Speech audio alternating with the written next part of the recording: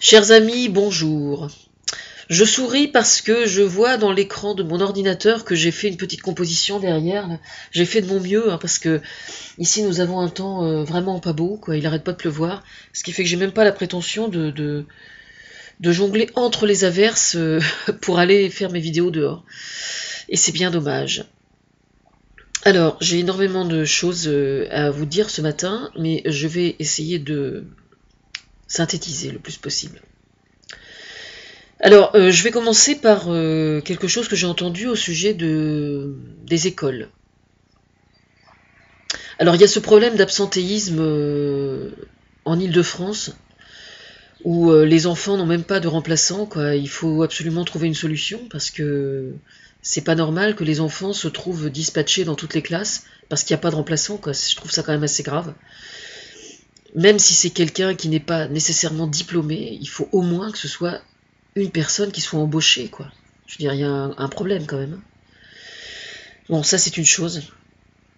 J'ai chopé ça il y a quelques jours. Et je voudrais notamment parler au sujet de ce que j'ai entendu hier soir aux infos concernant le niveau des enfants en primaire. Il apparaît qu'il y a une différence assez flagrante entre les enfants à qui on lit des histoires le soir et ceux qui n'ont pas cette chance. Alors pour ma part, c'est la première fois que j'entends dire que c'est important. Oui, ça peut sembler bizarre. Moi, j'ai toujours lu des histoires, enfin autant que je me souvienne, j'ai toujours lu des histoires à mes enfants le soir. Entre le moment où je vais les coucher et puis le moment où ils ferment leurs yeux, en général, il se passe bien plus d'une heure facile. Le temps de tailler la bavette, le temps d'expliquer la journée, le temps de... etc. etc. Donc voilà. Enfin, c'est comme ça. Et j'ai toujours su, moi, que c'était important de lire des histoires aux enfants, mais je le faisais pour me faire plaisir aussi. Et j'ai beaucoup de mal à comprendre comment des parents peuvent ne pas le faire, quoi. Je dois admettre. Mais bon. Alors, vous me direz, encore faut-il avoir les moyens d'acheter des livres. Alors, pour information, il existe des foires à tout, des vides-greniers et tout ça, où il y a des tas de gens qui vendent des livres d'occasion vraiment bon marché, ou pour 50 centimes le livre, ou 1 € le livre, etc. Vous pouvez marchander et tout, vous pouvez trouver des jouets d'occasion et des livres d'occasion vraiment, vraiment, vraiment bon marché dans les vides-greniers. Ça, c'est une chose. Et deuxièmement, il y a quand même énormément de villes maintenant où il y a des médiathèques et des bibliothèques, et c'est un très très bon investissement que de prendre un abonnement. Et en plus, pour un enfant qui est en échec scolaire, enfin pour les autres aussi, bien évidemment, c'est excellent pour un enfant de s'y rendre.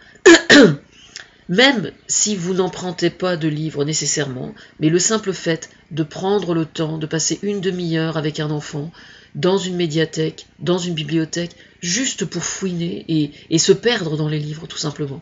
Et vous allez vous rendre compte que votre gamin, en fait, même s'il n'aime pas les livres, même s'il n'aime pas lire, il va bêtement tomber sur un truc qui va l'accrocher. Voilà, parce que l'enfant est curieux de nature, et donc il suffit de lui mettre ce qu'il faut devant. Alors, je tiens juste à rappeler que, au sujet des rythmes scolaires, justement, il y a certaines municipalités qui sont en difficulté par rapport à ça. Je tiens à rappeler qu'il y a plein de gens en tant que bénévoles qui ne demandent pas mieux, eux, que de donner un coup de main aux instituteurs, pour ça justement, pour lire des histoires, pour discuter avec les enfants. Alors, je tiens à préciser aussi qu'il n'y a pas que la lecture. Ce qui est très important de travailler aussi dès le plus jeune âge, c'est tout simplement le langage et l'expression orale. Parce que malheureusement, il y a beaucoup de parents, et je ne leur jette pas la pierre, parce que moi, je n'ai jamais travaillé en ayant mes enfants en âge primaire, donc je ne peux pas, je n'ai jamais vécu ça, mais j'imagine, je comprends fort bien que des gens qui travaillent toute la journée, ce soit pas toujours facile de se libérer. N'empêche qu'il faut le faire quand même. Hein. Un enfant, il a besoin qu'on passe du temps avec lui, et il a besoin d'être entouré de gens attentionnés, ce qui ne signifie pas nécessairement qu'il soit diplômé ou qu'il soit bardé de diplômes. Moi, j'ai mon ancienne belle-mère, j'ai déjà raconté, je crois, qui était femme de ménage dans l'école de Motteville. il y a longtemps, ça, bon, maintenant elle est décédée, elle mange le pissenlit par la racine malheureusement, mais il se trouve que donc elle était femme de ménage. Et puis je sais plus, alors je vous parle de ça, ça remonte à 25 ans peut-être, pas 30 ans, mais 20-25 ans.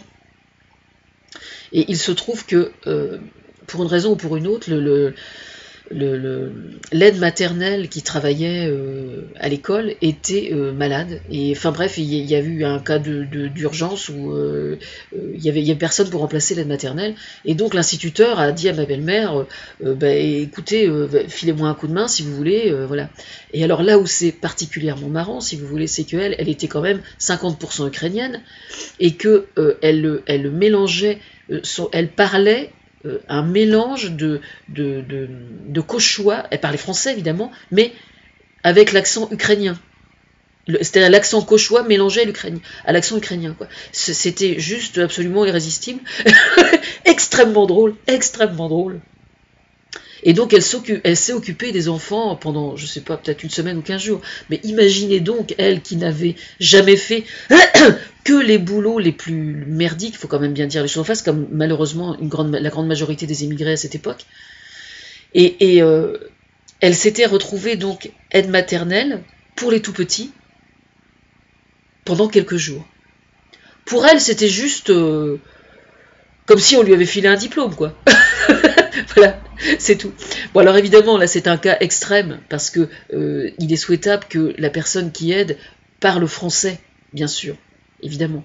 C'est préférable. Là, c'était juste occasionnel. Mais quoique, ça présenterait d'autres avantages que ce soit des immigrés, hein, soit dit en passant. Mais enfin, dans le cadre de l'école, il est normal qu'on parle français, qu'on parle uniquement français, bien évidemment, et pas une autre langue, quelle qu'elle soit. J'espère que je suis claire sur le sujet. Et je pense qu'il est extrêmement important d'inciter les enfants à parler. Voilà, de les faire parler. Parce que vous avez énormément d'enfants qui sont tout simplement, d'une certaine façon, un peu noyés dans un emploi du temps qui est surchargé par les parents. Voilà. Et voilà. Moi, je vais vous raconter un truc. Un jour, ma fille aînée s'était retrouvée, bon, c'était dans une de ses vies antérieures, elle s'était retrouvée à dormir chez un jeune couple qui avait un ou deux enfants, je sais plus. Ils avaient tous les deux un travail à plein temps et donc une vie complètement speedée, quoi. Voilà. Donc elle avait dormi sur le canapé, et puis donc elle les voyait vivre, donc elle est restée 2 ou 3 jours là-bas, c'était juste à l'occasion d'un examen qu'elle devait passer, et donc elle s'était trouvée dormir chez eux, juste occasionnellement, quoi. Et donc, elle s'est rendue compte que, dès le lever, je sais pas, 6 ou 7 heures du matin, évidemment, avec la journée à plein temps pour les deux parents, les parents collaient le gamin devant la télévision. Voilà. C'est-à-dire que c'est à peine si on leur faisait un bisou, on les collait dans le parc devant la télévision, le temps que les parents se préparent. Voilà. Elle était juste absolument outrée. Elle m'a dit, tu vois, elle dit, moi, j'ai pas encore envie d'avoir des enfants, elle m'a dit. Le jour où j'ai un enfant, elle me dit, jamais la télé n'élèvera mes enfants à ma place. Voilà. Oui, ma fille est prof. Ma fille est prof. Voilà. Ce sont quand même les parents, les premiers éducateurs des enfants. J'aimerais bien quand même que les parents en aient conscience. Hein. Ça n'est pas à l'école d'élever les enfants, c'est aux parents d'élever les enfants. Et l'école, dans la mesure du possible, est là pour pallier certains manques, effectivement. Parce que, d'une certaine façon, on n'a pas le choix. Hein. Et il se trouve que par les rythmes scolaires, la réforme des rythmes scolaires, justement, c'est tout à fait faisable. Vous avez aujourd'hui toute une tranche de la population qui malheureusement n'a pas de travail. Alors, évidemment, pour certains, il est bien plus vital d'avoir un travail que de faire une activité bénévole. Je le conçois parfaitement, évidemment. Je ne suis pas en train de dire qu'ils doivent se complaire dans leur situation, c'est pas du tout ça. Mais moi, je pense par exemple que quelqu'un qui cherche du travail, s'il donne 1 heure de son temps par semaine à aller dans une école, par exemple, pour aller lire des livres ou pour simplement prendre le temps de parler avec des enfants, le livre servant de prétexte uniquement, bien évidemment, et prendre le temps pour les laisser s'exprimer et les laisser parler et les faire parler, c'est un enrichissement absolument fondamental pour l'enfant qui est en bas âge, parce que ça l'aide à se construire, Et c'est un enrichissement extraordinaire pour le demandeur d'emploi. Pour les retraités, c'est la même chose. Ce qui importe, c'est de se sentir utile. Et donc j'aimerais bien, moi, que les parents soient assez intelligents pour comprendre qu'il n'est pas nécessaire d'avoir un diplôme pour être capable de s'occuper d'enfants en tant que bénévole. En fait, ce qu'il faut faire, vous qui voyez ma vidéo, si vous envisagez éventuellement de le faire, moi je vous recommande de faire la chose suivante. Vous prenez une feuille blanche et vous expliquez, tout simplement. Vous écrivez à la main, il n'est pas nécessaire d'écrire sur un ordinateur, c'est même beaucoup mieux d'écrire à la main. Si jamais il y a des fautes, eh bien c'est pas grave. On ne vous demande pas de faire des cours d'orthographe ou de grammaire. On ne vous demande pas d'avoir des diplômes. On vous demande simplement de le faire avec passion et de transmettre le goût que vous avez pour le langage, pour les jeunes enfants et pour la communication et pour le langage. Voilà les seules véritables motivations qui doivent être les vôtres si vous souhaitez faire du bénévolat dans les écoles. Voilà.